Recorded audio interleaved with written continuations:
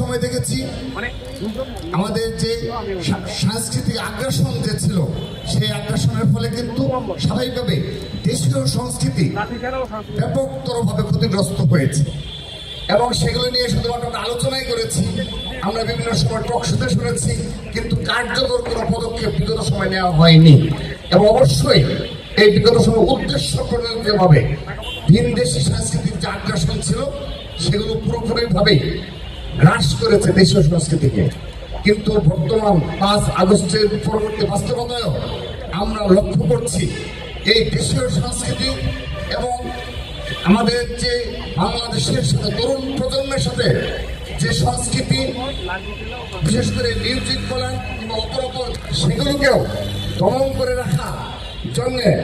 তাদের এই সাংস্কৃতিক পথকে ধীরগতি করে দেওয়ার জন্য এবং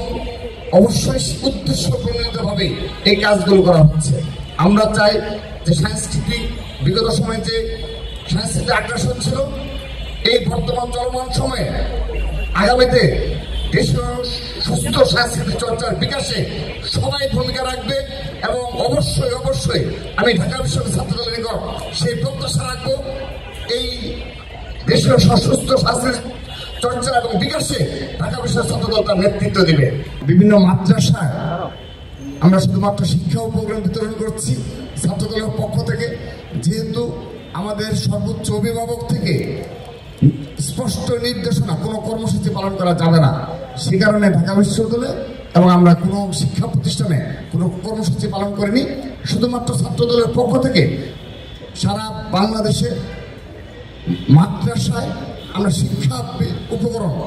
মাদ্রাসা শিক্ষার্থীদের মাঝে শিক্ষা উপকরণ বিতরণ এবং দোয়ার আয়োজন করেছি। কিন্তু তারপর এই গ্রামীণ ঐতিহ্য যে আমাদের একটি চলমান রয়েছে, এজন্য আমাদের ঢাকা বিশ্ববিদ্যালয়ের সভাপতি সাধারণ সম্পাদক সহ আজকে আয়োজনে তারা ভূমিকা রেখেছেন, সবাইকে অনেক অনেক ধন্যবাদ জানাচ্ছি।